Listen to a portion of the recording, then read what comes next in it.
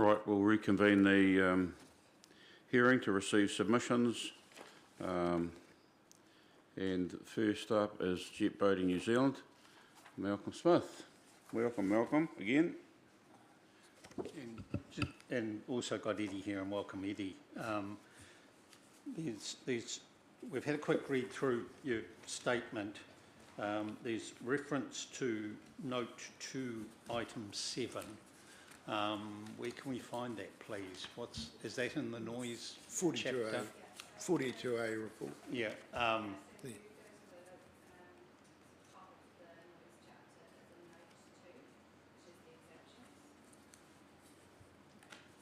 The top of the noise chapter. Right. Okay, thank you. Couldn't find it.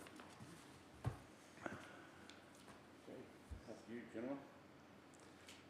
Well, yeah, Lindsay told me that you're taking this as read. Yep. So really just the conclusion is that, you know, JBA, we just want to know that that our organised runs fit into that temporary event category, and that we don't have to apply for a resource consent to have them under this noise rule. As we've said, we believe that it is supported by the author of the 42A report, and so we're just seeking clarification from the hearing panel that is recognised and recorded that the Note 2 exemption does apply to JBNZ activity. We can't give you an answer today, but... I think we can. Yeah, but we just wanted to clarify that. You also wanted an explanation for paragraph 261 of what's in the report. Yeah. Looking at your paragraph 13, and I'll actually turn to the planner to respond to that. Victoria, thank you. Thank you. Yes, so the Note 2 exemption relates to the noise from motorcraft or on water. So the noise from the jet boats would be exempt. Noise associated with a temporary event, so that would be any noise other than the noise from the boats, would fall under the noise provisions in what's R11 now. And that's consistent with the way in which temporary events are dealt with through the temporary activities chapter. So essentially you might think of it as noise from people on the shore or cars arriving, you know, any noise associated with the event that is other than the boat noise. So if you were having a social function at the end of your event and had loudspeakers even going during the event, they are not protected or aren't exempt the noise standards. I don't know if we've ever been in Queenstown when the people have been using the skate park facility up on the hill. They have music going during the day, and I used to be about 3 kilometres away and you could hear the music going. So in the same way, the actual noise from the skateboards, and in your case the jet boats, exempt, but not anything else. Right. Does that clarify it sufficiently? Yes.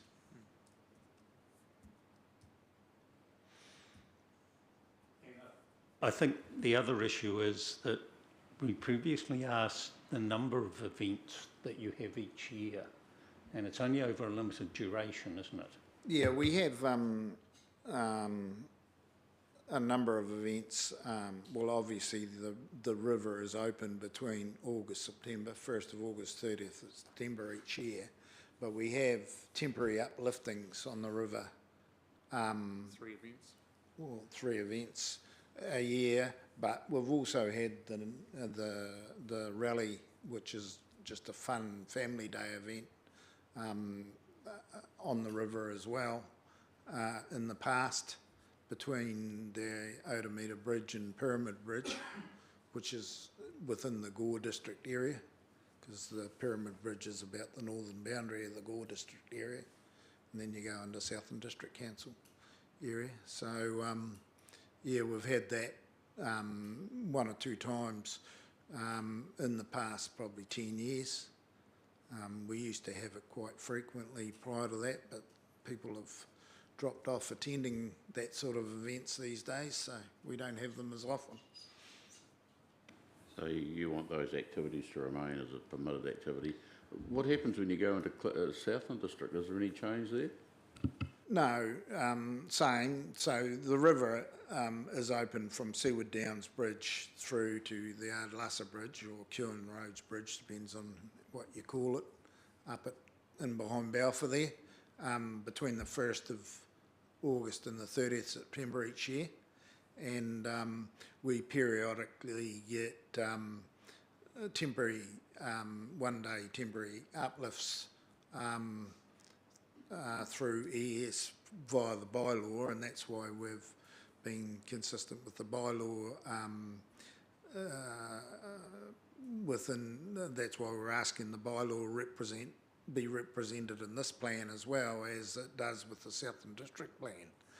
So the Southern District Plan allows us to get temporary upliftings and all that, whereas under the new one, even though we're getting into surface water activity now, which is the next one, under the new one, we wouldn't be able to get a temporary uplifting because the river's going to be only able to be boated from the 1st of August to the 30th of September. That's the way we've interpolated the plan to be. And there's no way of getting a temporary uplifting. Do you know why that is? Do you know why they've Well, changed that's just what's written into the bylaw, that it's only going to be uplifted between you're only going to be able to boat the river from the 1st of August to the 30th of September. Well, yeah, Maybe. doc submission, yes. So anyway, just getting back to noise, so we also have jet boat races on the Mataura River. We used to start them in Gore, but of course the coal seams up at Knapdale there are a bit of a headache for race boats, so we start above that at Stegis, right opposite where the dog place is there. We go in through a Cocky's place there onto a beach where the guy Abernathy's got a beach there where he gets gravel from. So we race from there up to the Ardlassa Bridge and back. So we have one of them a year on the river, and it's always the weekend before the week before Labour weekend. So we have that each year as well, and we have done for the last 40 years. Is there a minimum flow on the river that dictates your activities? Not generally, but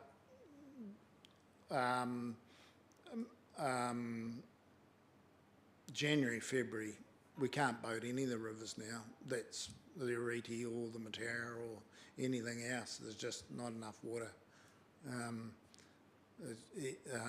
Even into March last year, we couldn't boat any of the rivers.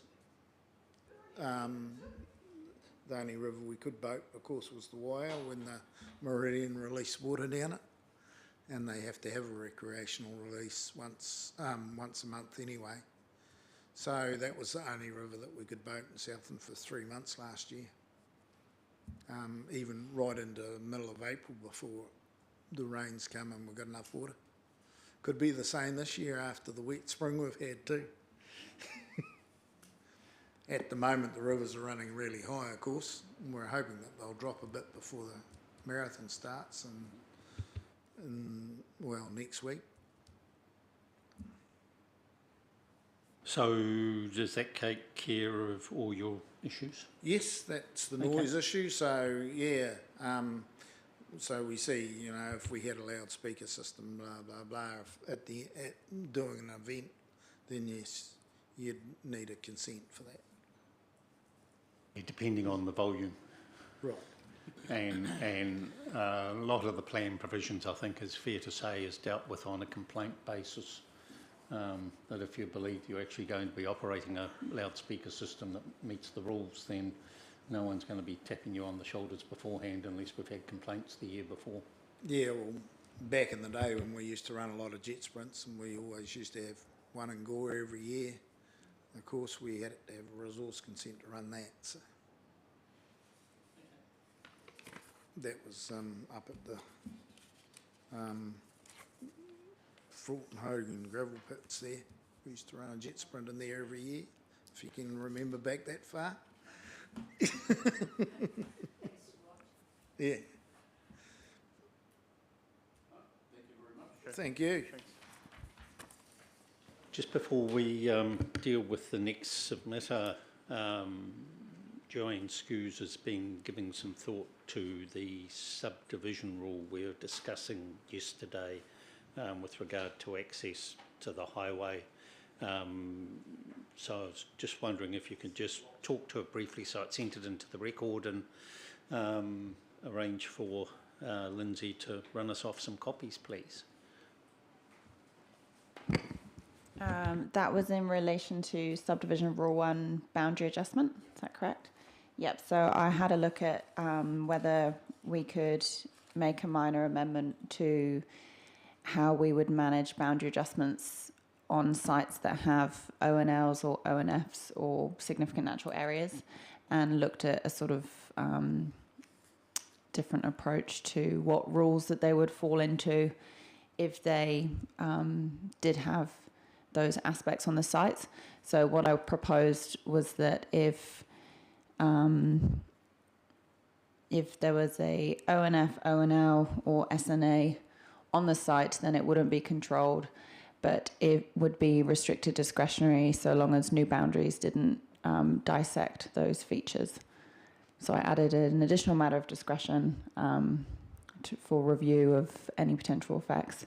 And if either the boundaries do dissect those features or this subdivision is not actually a boundary adjustment, then it would fall into the other discretionary rule. So that was the amendment that I sent through.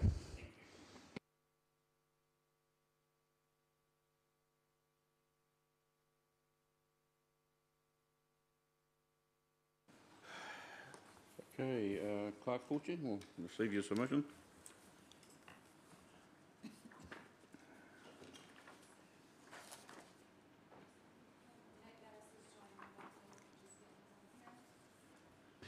And just before you start, we have more bits of paper this time, so I just need to find it, please.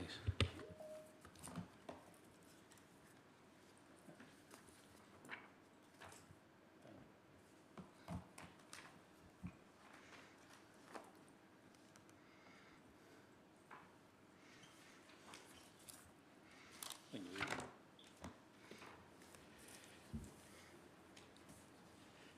G'day, how's it going? Obviously you've all read through various bits of evidence. Generally, mostly we're just concerned with maintaining practicality in the rules, that there won't be excessive consenting requirements for things that don't justify them. And that obviously carries through to a few different areas of the proposed rules and policies. So yeah, any questions, fire away, and we're happy to discuss things. Nick, have you got anything to add there? No, good morning. I haven't got too much to add, Ben. I'll just sit tight and see if any questions are directed to me. Okay, paragraph 26, you talk about preparing detailed engineering plans within a resource consent, and talk about it if it's in the bylaw as opposed to being a condition of approved consent. Can you just talk about that for a moment, please? And then I've got a couple of questions. Yes, so in some cases it is practical to do full engineering design prior to a consent application to make sure everything is going to work. but there are many cases where it's not worth the cost to an applicant of preparing full engineering design before they have some certainty. And so to require a full engineering design at the time of consent application for any subdivision consent isn't necessarily appropriate. So how do we deal with the case where either by way of an overland flow or an area is potentially subject to inundation, where, depending on the circumstance, it may be appropriate to turn down a resource consent if the information isn't there? Yeah, so I guess there are situations where it's a judgment call.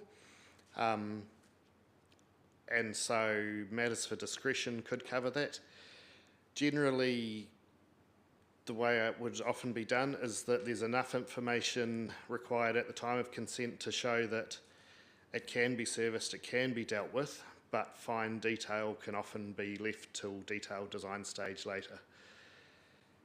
But yeah, I agree, in cases where you do have potential inundation, there will be situations where design of that is needed at the consent application stage.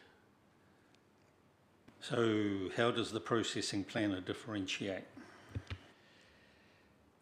I guess that would have involvement from other council departments, such as Three Waters, determining stormwater, and that may come down to the Three Waters department's judgment of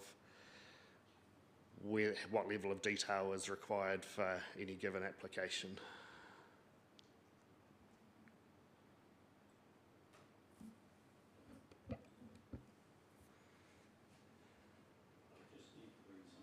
Yep.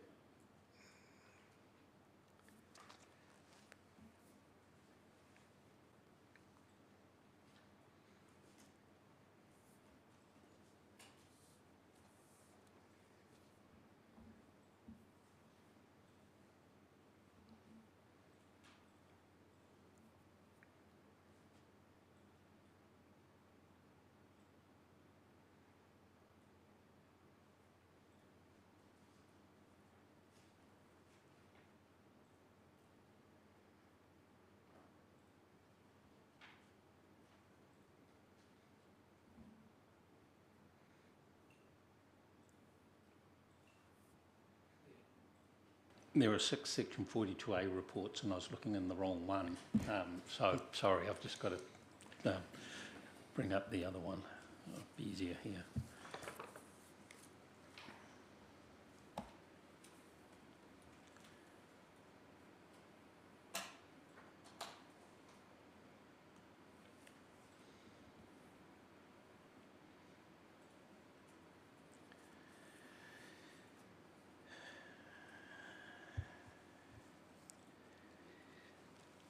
Can you comment on why you think the subdivision and development bylaw is a more suitable tool than the district plan for dealing with issues such as overland flows?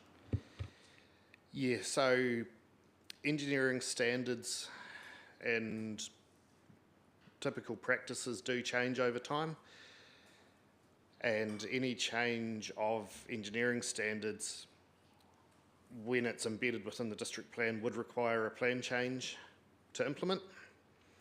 Whereas if it's in a separate document, whether that's a bylaw or a code of practice, which is how many other councils implement it rather than a bylaw, is, I think, a less onerous process to be able to change some of those detailed standards.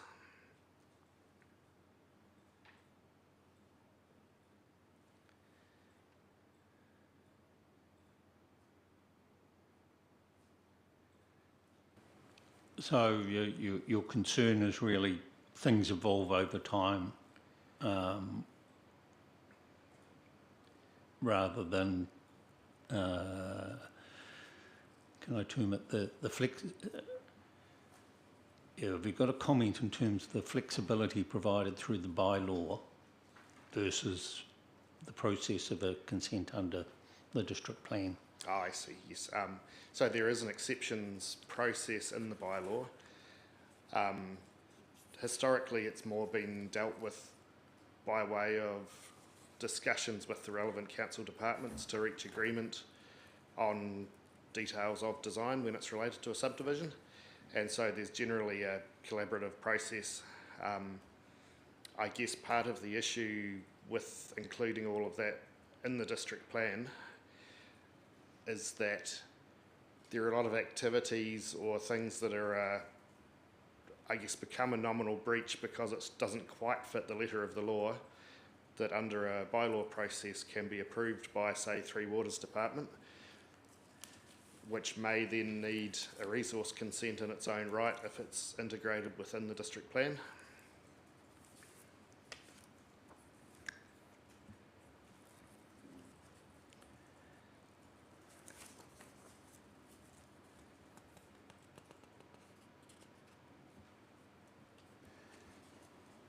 Yeah. Now, we had some talkies yesterday, and the reason why I got Joanne to talk about the amended rule as part of your evidence and looking at paragraph 44.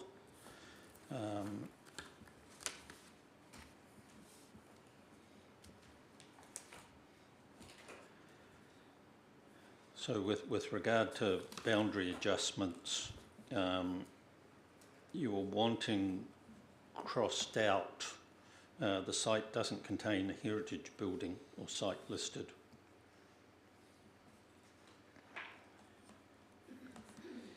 Can you just explain why?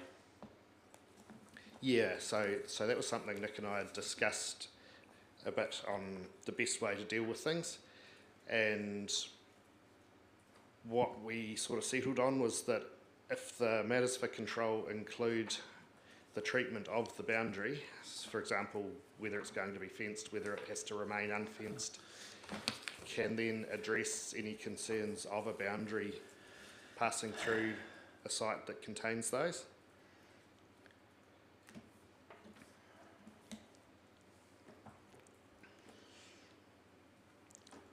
Because I had some question marks beside what is boundary treatment. Yeah. That might be surveyor speak. Planning speak wise, what would it be? Yeah. Nick, do you want to elaborate on that? Yeah, probably more any treatment, I guess, at the end of the day. But obviously, we'd expect fence treatment becomes fence, if there's to be a fence or not, and then whether if there was a type of fence, what type of fence would be suitable.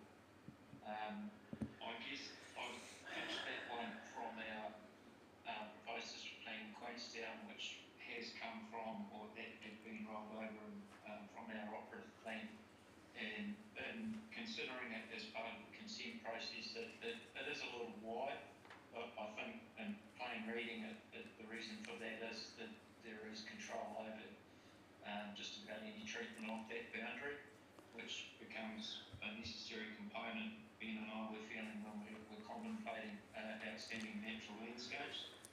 I'd have to accept that when it comes to heritage buildings, it becomes a little bit more fine-grained, I guess, in that there can be an influence on heritage buildings, and yet, swings and roundabouts was that if you were able to specify that there was no boundary treatment, and it was more of a transactional type subdivision or boundary adjustment, then there shouldn't be any bearing on the heritage item. And if there was, then there should be another land use control that would potentially come with the application. Because one of the issues we have with heritage buildings is actually the desirability of providing an area around the heritage building so as to retain the character. So if there was a subdivision consent, there'd probably be a desire to have a certain distance back from the boundary before back from the building or structure prior to the boundary. Is what you're suggesting going to enable that to happen? I guess it's still going to be subject to all the other boundary setback rules like any other building. If you wanted to impose a greater setback from a heritage building, then that could also be written into the rules or included as a matter for control as the boundary setback from a heritage building. And hopefully someone's taking note of that so that when we have the heritage hearing, can be discussed a bit further. Section 226, for the benefit of the other two commissioners, can you explain what that's about? Yes, so under the RMA, a Section 226 certificate is when council can sign off, say when you've got existing parcels from previous surveys, but they've been held in the same title. And so a 226 is a sign-off essentially for a new title to be issued for an existing parcel of land that council consider to comply with district plan requirements. So basically to say if this was subdivided as a new subdivision now, it would be compliant.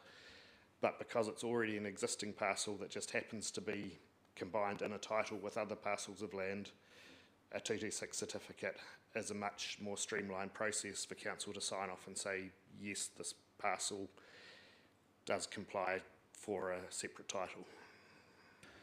So we have some ancient township subdivisions that were done 150 years ago.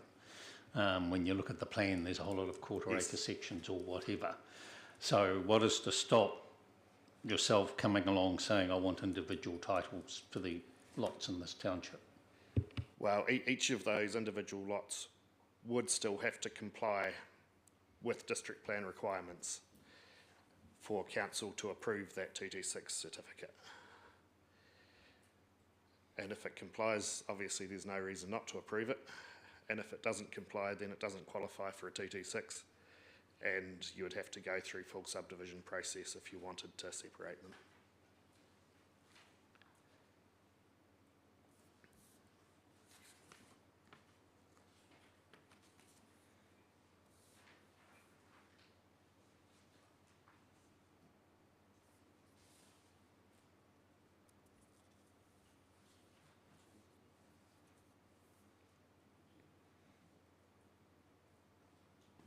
I've got no questions. Do you have any questions? No. Thank you very much. All right, thanks for your time.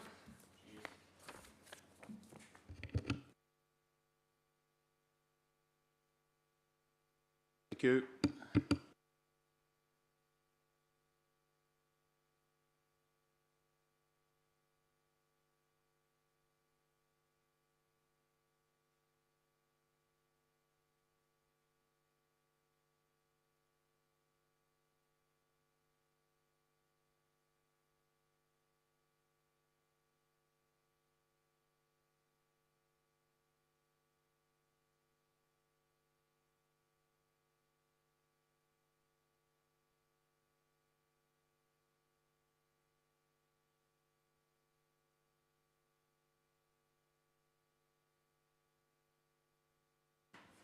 Right, an adjournment until we have our next submitter, and I think it's Tony Michelle.